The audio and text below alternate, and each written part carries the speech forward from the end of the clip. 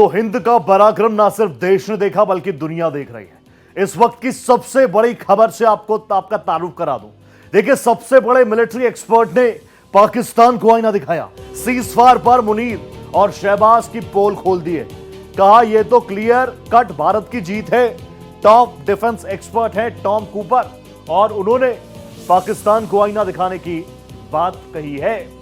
पाकिस्तान के पास पलटवार की क्षमता ही नहीं थी। पाकिस्तान के पास कुछ नहीं बचा था। पाकिस्तान के पास ब्रह्मोस स्कैल्प का कोई जवाब ही नहीं था। भारतीय सेना के सामने पाक आर्मी टिक ही नहीं सकती। भारत ने पाकिस्तान के अंदर घुसकर तबाही मचाई। सीज फायर के लिए अमेरिका के पास गुहार लगाने पाक पहुंचा। ऑपरेशन सिंदूर से बौखलाए पाकिस्तान के खोखले और झूठे दावों पर Australian military expert Tom Cooper ने शहबाज शरीफ की सरकार को आईना दिखाया है। आप देखिए, जो झूठे दावे, खोखले दावे पाकिस्तान कर रहा है, उसका एक्सपोजे ये है। 3-4 दिन जो कार्रवाई चली, उसी में पाकिस्तान घुटने पर आ गया। ये मैं नहीं कह रहा, ये भारत नहीं कह रहा। टॉप मिलिट्री डिफेंस एक्सपर्ट्स हैं टॉम कूपर। वो अमूमन अलग अलग मसलों पर हमेशा से बात रखते आए हैं और इंडो पाक कॉन्फ्लिक्ट को लेकर भी जिस तरीके से एक फेक नैरेटिव पाकिस्तान चला रहा है, उसमें साफ तौर पर बताया। उन्होंने एक ब्लॉग लिखा।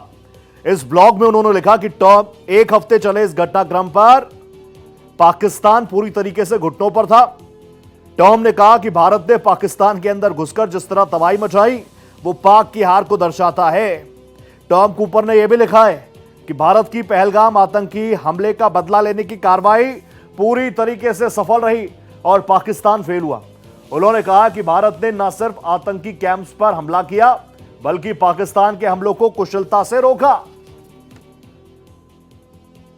तो भारत का शौर्य पराक्रम, वैसे तो हमें किसी सर्टिफिकेट की जरूरत है नहीं, हम जानते हैं हमारी सेना कितनी सक्षम है, लेकिन बहुत सारे ऐसे एक्सपर्ट्स हैं जो इस पर अपनी राय रख रहे हैं। मेरे साथ मेरी वरिष्ठ सहयोगी मिताली चंदोला जुड़ चुकी है। मिताली जी, ना सिर्फ देश मान रहा है हिंद का पराक्रम, बल्कि अब इंटरनेशनल लेवल पर ग्लोबली भी भारत की क्षमताएं और शक्तियां क्या है, इस पर लोग अपनी बात रख रहे हैं। क्या रिएक्ट करेंगे आप इस पर?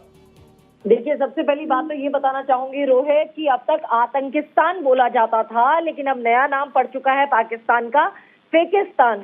और आपको बताना चाहूंगी, जो टॉम कूपर हैं वो ऑस्ट्रियन एयर वॉरफेयर के एनालिसिस्ट हैं और हिस्टोरियन है, और इन्होंने अपनी जो अभी लेटेस्ट रिपोर्ट है illusions and reality of cross border incident, इसमें पूरे विस्तार से एक डिटेल्ड एनालिसिस लिखा है। और मैं आपको बताना चाहूंगी, भारत और पाकिस्तान के संघर्ष और जो ऑपरेशन सिंदूर का इन्होंने बहुत डीपली एनालिसिस करा है और उसके आधार पर इन्होंने जो है रिपोर्ट बनाई है।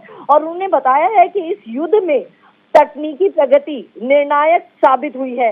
भारत का जो एयर डिफेंस सिस्टम है, यूएवीज है, उसका सटीक इंटेलिजेंस की मदद से पाकिस्तान के शुरुआती हमलों को ही विफल कर दिया और जवाबी कार्रवाई में उसने सैन्य क्षमताओं को भी भारी नुकसान पहुंचाया। तो देखिए, शुरुआत में ही जो है चारों खाने पस्त कर दिया था पाकिस्तान को, और फिर पाकिस्तान की सेना और वायु सेना ने जो तकनीकी रूप से सक्षम थी, उन्होंने जो है ना तो रणनीतिक रूप से तैयारी कर रखी थी पूरी की पूरी, और वो एक तरह से विफलता उनको देखने को मिली। और जो उनके पुराने प्लेटफॉर्म्स हैं जैसे F-16, JF-17 आधुनिक भारतीय सिस्टम के आगे बिल्कुल असहाय साबित हुए हैं। संसाधनों की कमी और साथ में अंतर्राष्ट्रीय समर्थन के अभाव में पाकिस्तान की जो सेना थी और जो उसका मनोवैज्ञानिक, दोनों मोर्चों पर ही बहुत बुरी तरह से प्रधानमंत्री भी साफ तौर पर कह रहे हैं कि अब न्यूक्लियर धमकियां नहीं सहेगा पाकिस्तान। एक नया नैरेटिव भी हम लोग सेट कर रहे हैं। आप प्लीज मेरे साथ बने रहिएगा, काफी इंपॉर्टेंट इंसाइट्स आप मेरे साथ साझा करिए, प्लीज मेरे साथ बने रहिएगा। इस बीच डिफेंस एक्सपर्ट टॉम कूपर ने बड़ा दावा और भी किया है। वो कहते हैं कि रावलपिंडी में सेना मुख्यालय पर भी अटैक किया है। HQ-9 बटालियन को पूरी तरह से तबाह कर दिया है। हेयर ऑफ ड्रोन्स ने पाकिस्तान को बड़ा नुकसान दिया है। आप समझ सकते हैं, अलग अलग लेवल्स पर ना सिर्फ हमने रिटालिएट किया, हमने उनके एयर बेसिस को तबाह किया, बल्कि आपने देखा होगा जब तक ये कॉन्फ्लिक्ट चल रहा था, रोज ड्रोन्स, कभी मिसाइल, कभी यूएवीज, उनको भी हमने, यानी दुनिया देख रही है भारत की क्षमता क्या है।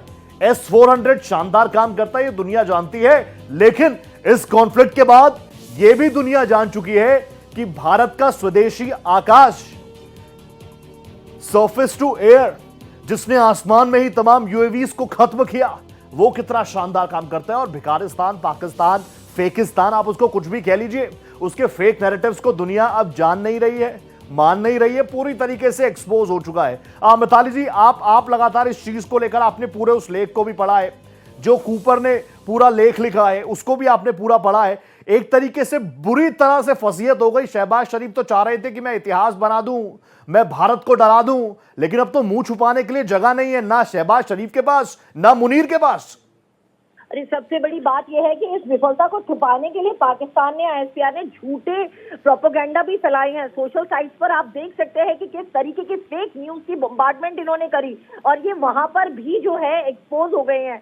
सबसे बड़ी बात यह है कि इन्होंने पाकिस्तानी मीडिया और सरकार का जो प्रोपेगेंडा तंत्र था वो भी पूरी तरह से फेल हो गया, जिसके बारे में खुलकर इन्होंने लिखा है। और यहाँ पर आपको बताना चाहूंगी कि सैन्य मोर्चे पर स्पष्ट असफलता का पाकिस्तान ने जो है सामना करा, और वैसे ही उसकी जो सूचना युद्ध था, मतलब जो वो आभासी दुनिया के जरिए डोमिनेट करना चाह रहा था, उस चीज में भी वो बुरी तरह से जो है फेल हो गया। तो विजुअल मैनेजमेंट में भी जो वो बार बार दिखा रहे थे कि हम झूठी जीत का दावा कर रहे हैं, उसमें भी पाकिस्तान अंतर्राष्ट्रीय स्तर पर एक्सपोज हो चुका है। ऑब्वियसली मैं इसी चीज को आगे बढ़ाऊंगा। मिताली जी प्लीज प्लीज बने रहिएगा मेरे साथ, आगे भी इस तमाम चीज को लेकर जो व्लॉग्स उन्होंने लिखा है, जो पॉइंट्स उन्होंने लिखे हैं, वो मैं आपको विस्तार से आपके सामने रखता हूं। देखिए, ऑपरेशन सिंदूर का जिक्र किया टॉम ने। उन्होंने बताया कि इस ऑपरेशन के बाद पाकिस्तान वर्ल्ड लेवल पर ग्लोबली एक्सपोज हो गया है। अंतर्राष्ट्रीय सैन्य विश्लेषक टॉम कूपर ने पाकिस्तान की पोल खोल दी है। कूपर ने लेख में बताया कि भारत की स्पष्ट जीत है, भारत की कार्रवाई बेहद ठोस और प्रभावशाली रही। पाकिस्तान के सभी दावों का खंडन किया। भारत के 5 लड़ाकू विमान गिराने के दावे भी हवा हवाई है। कभी राफेल गिरा दिया, कभी मिग गिरा दिया, कभी हमारे लाइट कॉम्बैट एयरक्राफ्ट गिरा दिए, जितने बेड़े में है उससे ज्यादा गिरा दिए पाकिस्तान। और पाकिस्तान तो लगातार टॉम जो है वो बता रहे हैं, एक्सपोज कर रहे हैं, वैसे भी एक्सपोज हो चुका है। जो तस्वीरें पाकिस्तानी ट्विटर हैंडल से साझा की जा रही थी, जो पाकिस्तानी न्यूज चैनल्स पर चल रही थी, सबने देखा कोई गेम ऑफ थ्रोन की वीडियो है, कोई अलग अलग वीडियो गेम्स की वीडियो फुटेजेस लगा रहे हैं और बता रहे हैं कि देखिए हमने क्या कर दिया। आज प्राइम मिनिस्टर नरेंद्र मोदी जवानों के बीच भी थे, वो तस्वीर भी मैंने आपको दिखाया। जिस एयरबेस पर प्राइम मिनिस्टर पहुंचे थे, जहां पर आपने देखा जिस जोश और खरोश के साथ प्राइम मिनिस्टर का स्वागत किया गया, बताने के लिए काफी। जितने एक्साइटेड वो जवान थे प्राइम मिनिस्टर को लेकर, आप देखेंगे प्राइम मिनिस्टर भी उतने ही ज्यादा उत्साहित थे। क्योंकि आप जानते हैं, मैंने यूनिफॉर्म जहां हम देख लेते हैं, हम लोग वैसे ही बहुत उत्साहित हो जाते हैं। ये भारत है, ये कोई पाकिस्तान नहीं है जहां पर सिर्फ और सिर्फ सेना लूटने का काम करती है। यहां पर जब कोई शख्स यूनिफॉर्म पहनता है ना, वो सिर्फ यूनिफॉर्म पहनता नहीं है, वो उसको अपने जीवन पे उतार लेता है। वो यूनिफॉर्म सिर्फ शरीर पर नहीं, अपनी आत्मा पर पहनता है कि मैंने ये यूनिफॉर्म पहनी है भारत माँ की रक्षा के लिए, मेरे जो सिविलियंस हैं उनकी रक्षा के लिए, देश के सिटीजन्स के लिए, देश की सीमाओं को सुरक्षित, सिक्योर, सेफ रखने के लिए, उसके लिए वो शख्स वो यूनिफॉर्म पहनता है। और यही फर्क है जहां अलग अलग लेवल्स पर लोग बहुत प्रैक्टिकल नजर आते हैं, तो वहीं भारत ऐसा देश है जहां पर जब एक भी शहादत होती है तो पूरा देश उसके लिए रोता है। इस पूरे ऑपरेशन में जिस तरीके से हमारी सेना ने शौर्य का प्रदर्शन किया, हर कोई, हमारे 140 करोड़ भारतीय अपने फोर्सेस को नमन करते हुए, सैल्यूट करते हुए नजर आए थे। देखिए, उनका वो काम है, वो प्रैक्टिकल है उन चीजों के लिए, लेकिन एक एक भारतीय, एक एक सिटीजन इस बात को जानता है कि वो जवान, वो सैनिक जिसको हम प्रत्यक्ष तौर पर डायरेक्टली हम जानते नहीं हैं, लेकिन उसके साथ हमारा एक रिश्ता है, उसके साथ हमारा यूनिफॉर्म का रिश्ता है। तो लगातार ऑपरेशन से जुड़ी कई अपडेट्स मैं आपको दे ही रहा हूं। थैंक यू करूंगा मेरी सहयोगी मिताली चंदोला का। मेरे साथ बलजीत सिंह कासना साहब जुड़ चुके हैं, रिटायर्ड डीआईजी हैं बीएसएफ के। सर, सबसे पहले तो नमस्ते आपको, जय हिंद आपको। और हमारी फोर्सेस ने जिस शौर्य, जिस पराक्रम का प्रदर्शन किया, देश नहीं दुनिया में डंका बज रहा है। जय हिंद रोहित जी, मैं बहुत आपको बधाई हो और हम सबको बधाई हो सर कि ये जो डंका आप बता रहे हैं बज रहा है, ये ऐसे ही नहीं बजा है। ये हमारी कूटनीतिक और हमारी जो लड़ाई है उसमें पराक्रम जो दिखाया हमारी आर्मी ने और हमारे जो कूटनीतिज्ञ थे उन्होंने, ये उसका रिजल्ट है जी। ये बहुत कई सालों से इसका इंतजार था।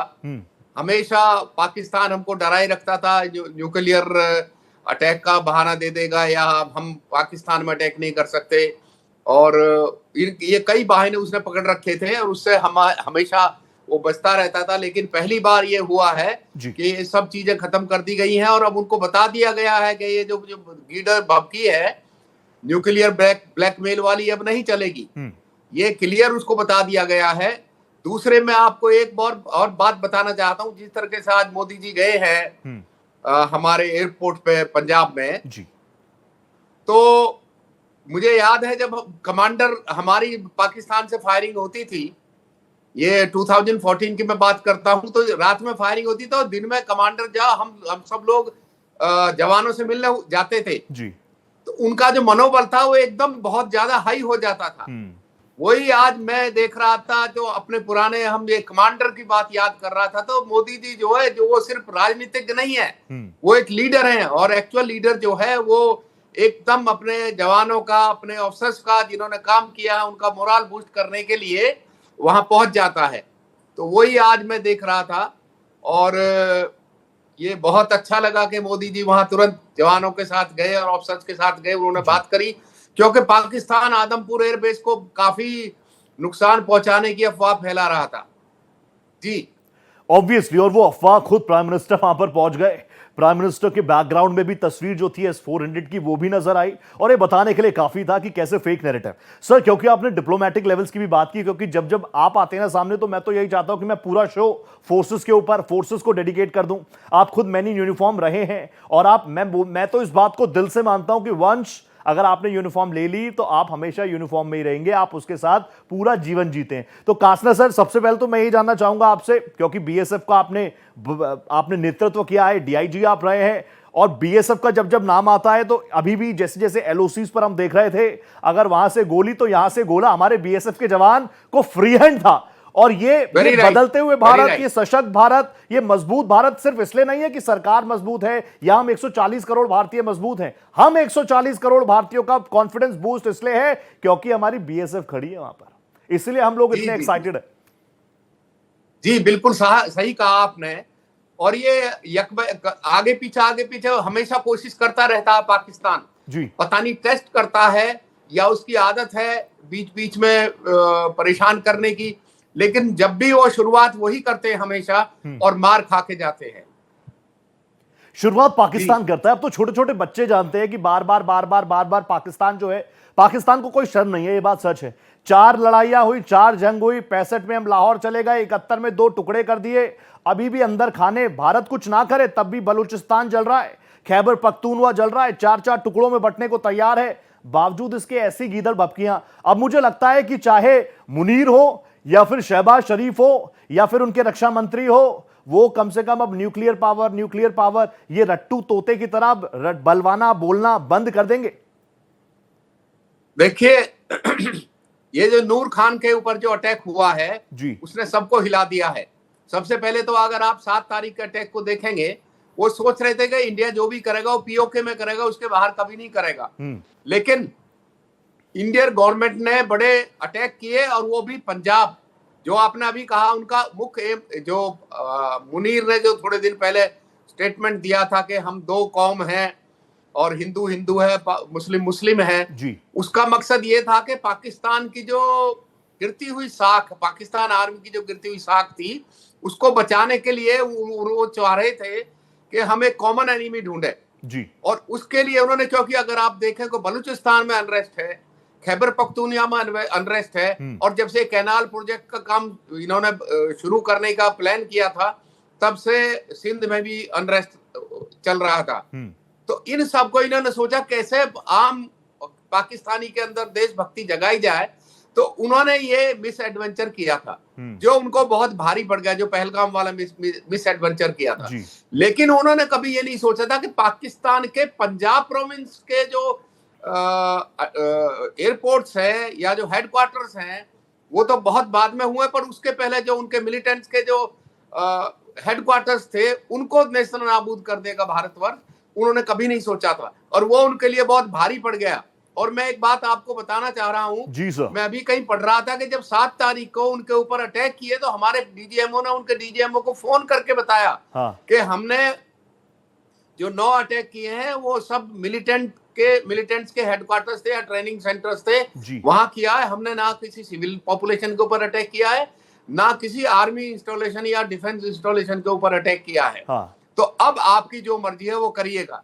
और वहीं पाकिस्तान गच्चा खा गया, क्योंकि वो तो सोच रहे थे कि हम इंडिया को लपेट रहे हैं हाँ। और इंडिया हमारे ऊपर अटैक करेगा और हम एक हो जाएंगे और दुनिया को बता देंगे कि भाई देखिए हमारे ऊपर अटैक हो रहा है, एज यूजुअल, जो उन्होंने बाद में अल्टीमेटली करना पड़ा उनको।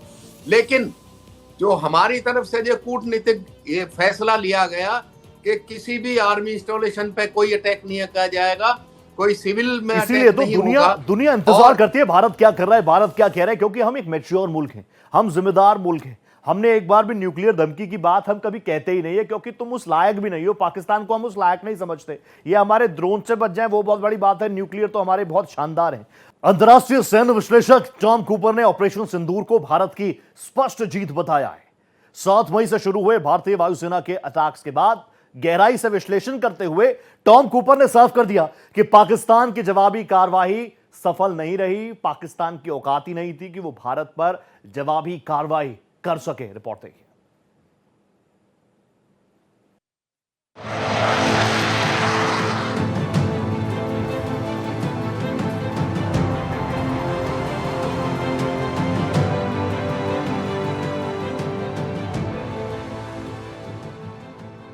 पाकिस्तान के सारे झूठ बेनकाब हो चुके हैं और अब तो अंतर्राष्ट्रीय सैन्य विश्लेषकों ने भी मान लिया है कि ऑपरेशन सिंदूर में भारत को निर्णायक जीत और पाकिस्तान को करारी हार मिली है। 7 मई 2025 के भारतीय वायुसेना के हमलों को लेकर अंतर्राष्ट्रीय सैन्य विश्लेषक टॉम कूपर ने अपने ताजा लेख में इसे भारत की स्पष्ट जीत बताया है। कूपर का कहना है कि इसमें कोई शक नहीं है कि हाल के संघर्ष में भारत जीता है और पाकिस्तान हारा है। कूपर का कहना है कि 2019 की तुलना में 2025 की कार्रवाई कहीं अधिक ठोस, सुनियोजित और प्रभावशाली रही। उनका कहना है कि भले ही पाकिस्तान ने दावा किया कि उसने 5 भारतीय लड़ाकू विमान गिराए, लेकिन जमीनी हकीकत इसके उलट थी। कूपर के अनुसार इस बार पाकिस्तान के जिहादी संगठनों को भी भारी नुकसान हुआ है।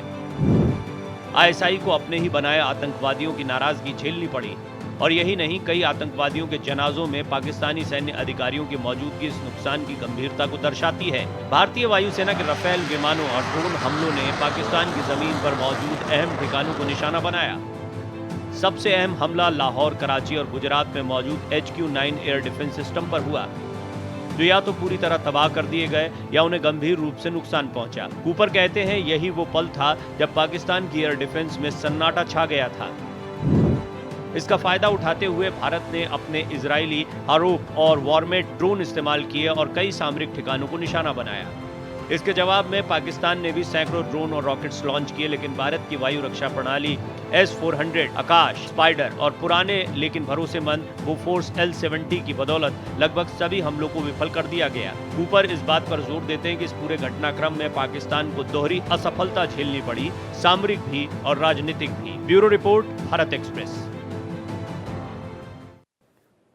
तो लगातार मैं आपको बता रहा हूं, देखिए टॉम ये साफ कर चुके हैं और दुनिया जानती है कि भारत की क्षमताएं क्या है, हमारी फोर्सेस कितनी काबिल हैं।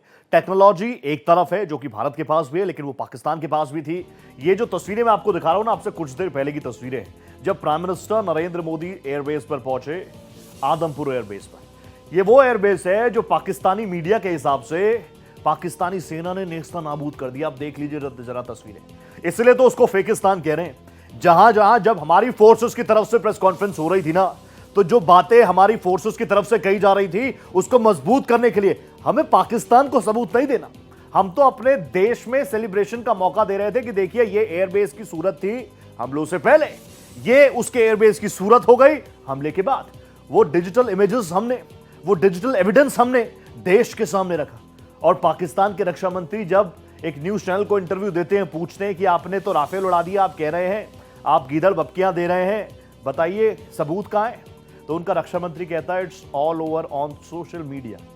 पूरे पाकिस्तान की जो फजीयत हुई है ना, ये एक कॉमेडी शो बन गया था।